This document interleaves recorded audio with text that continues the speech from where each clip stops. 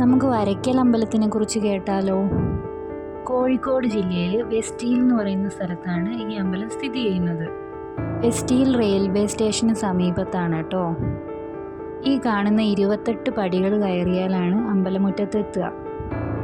ഈ 28 പടികൾ 28 ദേവതകളായിട്ടാണ് കണക്കാക്കുന്നത്. സ്റ്റേഷൻ അടുത്തായതുകൊണ്ട് തന്നെ റെയിൽവേ ക്രോസിംഗ് കടന്നിട്ട് വേണം നമുക്ക് ഈ അമ്പലത്തിലേക്ക് എത്താൻ.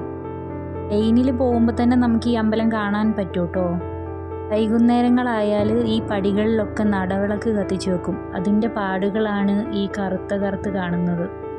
വരകളോട് കൂടിയ കല്ലുള്ള അമ്പലം, അതാണ് വരയ്ക്കൽ അമ്പലമായിട്ട് മാറിയത്. ദേവിയാണ് പ്രധാന പ്രതിഷ്ഠയെങ്കിലും ഗണപതി, ദക്ഷിണാമൂർത്തി, അയ്യപ്പസ്വാമി, പിന്നെ നാഗപ്രതിഷ്ഠയും ഇവിടെയുണ്ട്. അമ്പലത്തിൻ്റെ പടിഞ്ഞാറ് ഭാഗമാണ് കടൽ കേട്ടോ. അവിടെയാണ് ബലിതർപ്പണമൊക്കെ ചെയ്യുക. അമ്പലത്തിൻ്റെ ഇടതുവശം മുഴുവൻ പാറകളാണ്. പാറകൾ എന്ന് പറഞ്ഞാൽ വരകളോട് കൂടിയ പാറകൾ. പരശുരാമനാണ് ഇവിടെ പ്രതിഷ്ഠ നടത്തിയതെന്ന് ഞാൻ പറഞ്ഞല്ലോ. മഴുകൊണ്ട് ഈ പാറയിൽ നിന്ന് ദേവി വിഗ്രഹം കൊത്തിയെടുത്തിട്ട് ആ മഴു അടുത്ത് കാണുന്ന കുളത്തിലേക്ക് വലിച്ചെറിഞ്ഞു എന്നാണ് പറയുന്നത്. ഇതാണ് പരശുരാമൻ മഴു വലിച്ചു കൊണ്ടുപോയ പാട്. കുറേ ഭാഗത്തൊക്കെ മായ്ഞ്ഞു പോയിട്ടുണ്ട്. കുറച്ച് ഭാഗങ്ങളിലൊക്കെ മണ്ണും ഇൻ്റർലോക്കും ഒക്കെ വന്നു പോയി.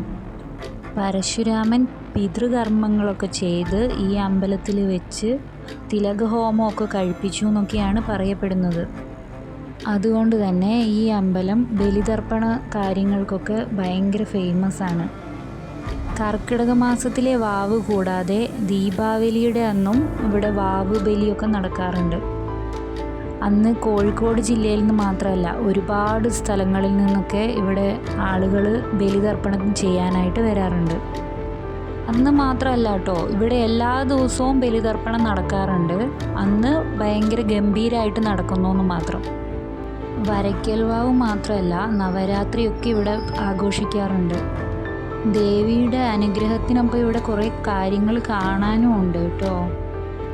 ആ കണ്ട വലിയ പാറക്കെട്ടുകളുടെ അടിയിലായിട്ട് 3 ഗുഹകളുണ്ട്. നമുക്ക് അവിടേക്കൊന്ന് പോയി നോക്കാം. ഗുഹയും തീർത്ഥപ്പാറയൊക്കെ കാണാനുണ്ട് ഇവിടെ. കോഴിക്കോടുള്ള തളി ക്ഷേത്രം പോലെ തന്നെ പേര് കേട്ട അമ്പലമാണ് കേട്ടോ വരയ്ക്കൽ ക്ഷേത്രവും. വൈകുന്നേരങ്ങളിൽ ഇവിടേക്ക് വരുമ്പോൾ വിളക്കുകളൊക്കെ കത്തിച്ച് ഒരു പ്രത്യേക ഭംഗിയാണ് ഇവിടെയൊക്കെ കാണാൻ. ഞാനിപ്പോൾ ഇങ്ങനെ വീഡിയോ എടുക്കേണ്ടത് കൊണ്ട് 10:30 പൂജയൊക്കെ കഴിഞ്ഞതിന് ശേഷമാണ് കേട്ടോ വന്നത്. ഈ ഗുഹയിലേക്ക് ഒറ്റയ്ക്ക് പോകുമ്പോൾ എനിക്ക് ചെറിയൊരു പേടിയൊക്കെ ഉണ്ടായിരുന്നു. ഇപ്പോൾ ഇങ്ങനെ വെളിച്ചമുള്ളതുപോലെയല്ല. പണ്ട് ഒരുപാട് മരങ്ങളൊക്കെ നിറഞ്ഞു നിന്ന് ഇരുടായിരുന്നു, വെളിച്ചം നിലത്തേക്ക് അടിക്കുകയേ ഇല്ലായിരുന്നു എന്നാട്ടോ എന്നോട് ഇവിടെയുള്ള സ്റ്റാഫൊക്കെ പറഞ്ഞത്. ഒരു കൂറ്റൻ പാറ തന്നെയാണെന്ന് പറയാം ഇത്. ഇതിൻ്റെ അടിയിൽ 3 അറകൾ പോലെയാണ് ഗുഹകളുള്ളത്.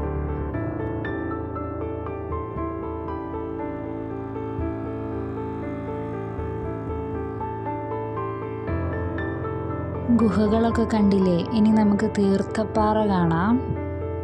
തീർത്ഥപ്പാറ വരുന്നത് അമ്പലത്തിൻ്റെ വലത് വശത്തായിട്ടാണ്.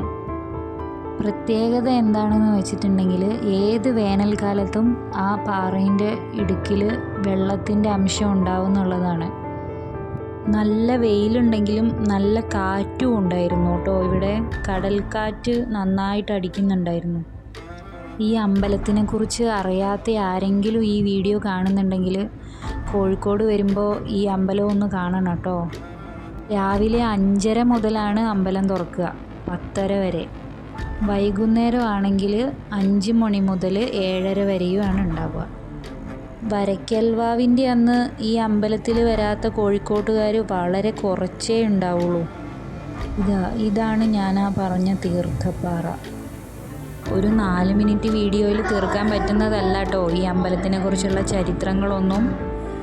കഴിയുന്നവരൊക്കെ ഈ അമ്പലവും പരിസരവും ദേവീനെയൊക്കെ കണ്ട് തൊഴുതൊക്കെ പോവാം.